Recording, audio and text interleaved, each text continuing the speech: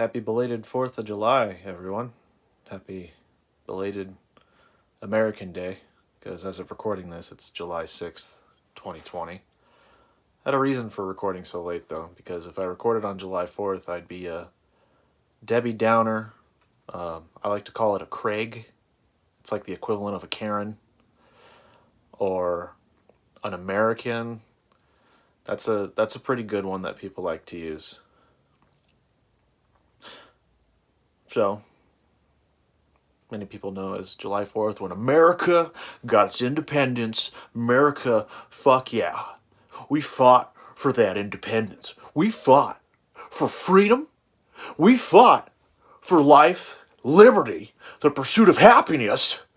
And we fought for opportunity to do things in the land of the free. Stuff like that. Got me to thinking, though, about the concept of freedom, mainly, and opportunity, secondary. Well, begs the question, in the United States, do we truly have freedom? I mean, we have the First Amendment right to free speech. We have the right to bear arms. We have the right to privacy, which isn't practiced since the Patriot Act, but I won't get into that. Do we truly have freedom in this country? Do we truly have opportunity in this country? Well, let's start with some definitions. So if you go on Google and you look up freedom and a definition of it means the power to act, speak, or think without hindrance or restraint. Now, with the First Amendment, you could speak or have your thoughts pretty much without hindrance unless it impedes on the rights of others or their safety. But the power to act, that's a huge one. And then opportunity, a set of circumstances that makes it possible to do something. How much opportunity do we truly have? Take, for example, our healthcare system. Now, the United States, as far as a developed country, with the highest rated economy, number one economy in the world, has one of the worst developed healthcare systems in the entire world, where we have the choice to choose our own private middleman.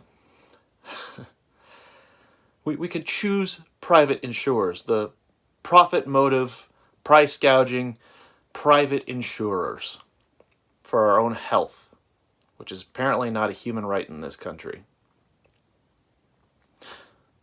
Now, understand, you pay a ton of money to still have to pay premiums, to still have to pay deductibles. And essentially, these middlemen determine whether or not you have the means to live or die. You can spend years spent putting money into these private insurance, but you are subjected to the will of the private insurer that you choose. This is a Pete Buttigieg argument of saying, like, well, can't get rid of private insurers. They are necessary. Oh, no, he made another argument later, but again, they are a profit gouging middleman that does not look out for your health. You know what would be easier? What's it called? Medicare for All, where you eliminate the profit gouging middleman and you are guaranteed to see your doctor and what hospital you decide to go to. Seems to be a lot more freedom there, because when you have private insurers, they have specific hospitals, they have specific doctors you can see, and depending on your circumstance and health, you might be eligible for them to pay or partially pay for your procedure. That could be thousands or hundreds of thousands of dollars that'll put you into, what is it? Medical debt. And you know what people do? They have to declare bankruptcy. The number one form of bankruptcy is medical. Hooray! So that way, you have to pay off those costs. And not only that, that means you don't have financial mobility. Woo! Does that scream freedom? No. Not only that, but oftentimes you find an employer and you try to find good benefits. Let's think about a benefit. Maybe, healthcare. So, what I believe would have people, or give people opportunity to more freedoms, is taking healthcare benefits off the table. Because when people are guaranteed healthcare, especially through Medicare for all or a single payer system, that means they have more mobility to be able to move around the job system. Because a lot of times what will happen is people will be in a job that they really don't like. Really don't like it, but it has good healthcare benefits. So they stay miserable because those healthcare benefits are linked to their job. And if they take a huge risk in going with another company, either they might have lesser benefits or potentially no benefits. Jarrett, just find another job. That's super easy. Just so easy to find another job, especially one with benefits and, a living wage. That's another one. Have you noticed that even when the economy was doing so well, but Jarrett, unemployment was at an all-time low under Trump. Okay. Well, did wages meet the rate of inflation? No, they were below the rate of inflation. So that means people have to subject themselves for more hours just to get by. 76% of Americans, at least at the time before COVID, live paycheck to paycheck. There's not a lot of financial mobility in a country that values money overall. So, link both of these things right now, healthcare and a living wage. Well, what if you took healthcare off the table in terms of job benefits? Well, Jarrett, and this is a Pete Buttigieg argument, this is a real one. Union workers worked really hard to get those healthcare benefits. If you take those healthcare benefits off, well, the unions just worked hard for nothing. Wait. So what you're saying is that you could take healthcare off the table so that unions can fight for other things like a living wage? So if an American citizen is automatically guaranteed health care, they don't need to worry about it through their employee. I think union workers, and you can look this up, union workers would be happy if those healthcare benefits were off the table because the employee is guaranteed. But unions are pretty weak in this country. And they could fight for a living wage, just like Bernie Sanders has been fighting for, a $15 minimum wage. But here's the conservative argument. Because oftentimes, people get paid better in other countries. Well, Jarrett, you need to know, those other countries, they don't have a living wage. That's true. You know why? Because they have strong unions. Strong unions that look out for the proletariat. Look out for the workers. That's the point of the unions, is to protect the workers. You thought HR was protecting you? Pfft. They cover their own ass. What are you talking about? You're crazy. You're crazy. You think HR is looking out for you? That's a California-sized fuck no, in my opinion. Actually, it's a fact. And you know what? If unions can fight for higher wages and not have to worry about fighting for health care so that an employee or an average American citizen won't be absolutely stuck to a job that they hate, won't that create more opportunity? What I'm saying is, the freedom of mobility, especially in the job market, isn't there. The freedom of opportunity, especially in the job market, well, I mean, it's there to a minor extent, but not as much as people give it credit for. I mean, we're the land of the free! To stay at one job for the rest of your life and work 40 hours a week. I don't know. I'm not sensing much freedom here. I mean, these are questions that I ask myself is, how much does freedom truly exist in this country? Take also education. Now, in theory, anyone has access to an education. That being said, not a lot of money goes into standard public schools. Well, you could blame a lot of that on property taxes too, and wealthier areas can put more money into their schools as opposed to lower income areas. Excuse me. Though, what about access to college education? Well, Jarrett, just pull out a student loan. You silly goose. What's wrong with you? That's an opportunity right there. Okay. So, has anyone taken into account that the number one form of debt is student loan debt? You can't declare bankruptcy with it. So what's going to happen is you're paying off those student loans, if not for multiple years, potentially the rest of your life, or close to it.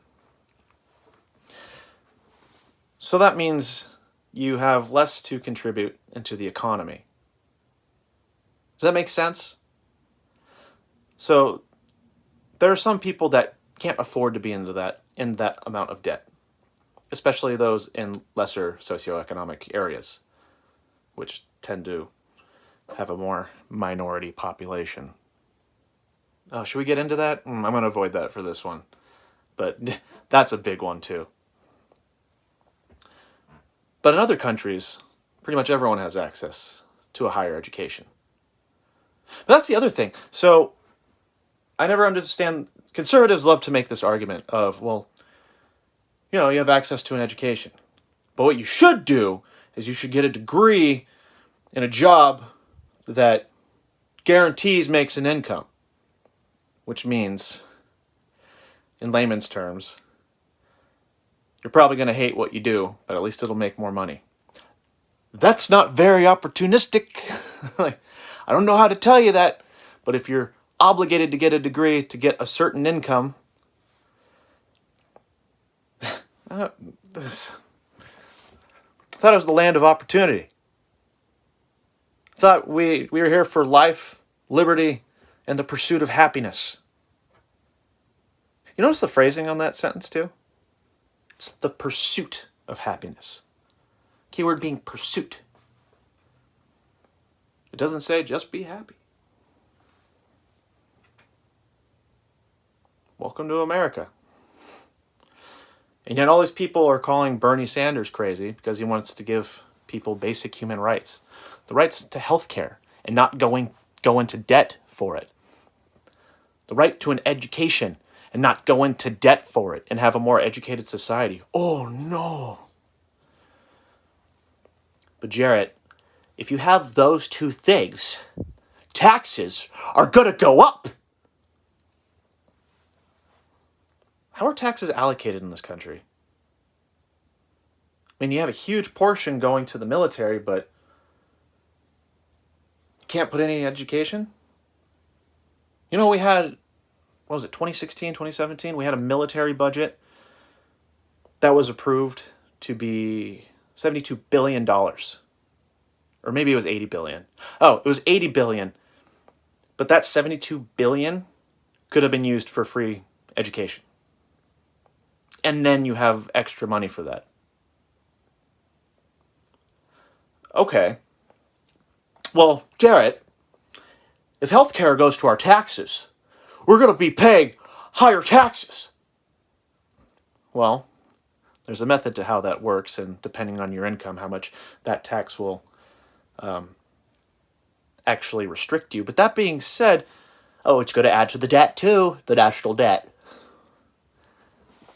Well, I don't know if you know this, but there's been two major studies that came out about Medicare for All.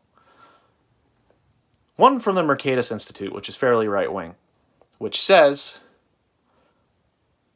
the United States would net save $72 trillion over a span of 10 years. A second one from University of Amherst, Massachusetts, which said we'd overall save about $5 trillion. Now, whether or not the numbers would be right in implementation, I mean, that could go either way, but the point is you have two very reliable studies confirming the same ideal. And even if we broke even, everyone is guaranteed health care. Everyone's guaranteed the opportunity to job mobility and freedom to do more of what they want. The opportunity to do something that makes them happy, instead of being in the pursuit of happiness. I've always had a problem with that. Life, liberty, pursuit of happiness. Well, and here's another thing. During these times of, COVID-19, I don't know if you've heard of it, people are struggling economically. And again, as I said, the more financially stable you are in the United States, the more freedoms you tend to have. Well, it so happens with unemployment skyrocketing and people making a lesser income, there's lesser freedoms, lesser opportunities. Weird, right? And so what we got was a one-time stimulus of $1,200. With a catch, by the way. $500 billion of that went to the stock market. Or went to Wall Street, more accurately. Now, regardless of whether or not it's a loan, I don't think it's a loan. As far as I know, it was given to them, but someone please correct me on that. Point is, we got a one-time stimulus of $1,200, which is not enough for people to live. And most of the concessions were made for the bourgeois, for the upper class, for Wall Street, the corporations, as we call them. The corporations have a lot more freedoms than the workers do, the proletariat. Remember the 40-hour work week thing I mentioned? So, you spend a lot of your life confined to a workspace, obligated to be there 40 hours a week, or if you have an hourly job, that varies, but we're going to stick with the 40-hour work week. If you are a lesser employee, you have no say on what goes on. What this means is you're in confined authoritarianism. That's what I like to call it. And I guess we make the time to do so. But essentially, you have no say on what goes on in the workplace. So personally, I'm for worker co-ops, and I'm not going to go on a giant Marxism, socialism rant. The point is, in this country, with all that we have to deal with, my argument is that we have significantly less freedoms and significantly less opportunity compared to what other countries have been able to implement. Granted, I didn't go into the other countries, fair enough, but it's true. There have been studies that have shown that even though we're the land of the free, people in other countries feel that they have more freedoms compared to the people in the United States, especially those in the lower class. True in the land of opportunity, in concept. There are the few that go from the lower class to the upper class and succeed. Granted, I correlate a lot of that success with exploitation of the worker, but let's not get into that, Jeff Bezos and people like that. But that's very rare. That's extremely rare. And also that concept still insinuates that there's going to be a larger proletariat and a larger working class and a larger lower class. Well, those numbers can vary depending on the circumstances, but you see what I'm getting at. So, happy 4th of July, belated 4th of July. I hope after the illegal fireworks, especially those in California, you guys laid out a nice medium rare steak on a plate along with a can of beer just for when Captain America goes down the chimney, delivers his patriotism, drinks that beer, eats that steak, and goes on his merry way. This is all I have for now. I actually wrote notes, kind of weird. So, I'll probably have more thoughts later. So in the meantime, Flago.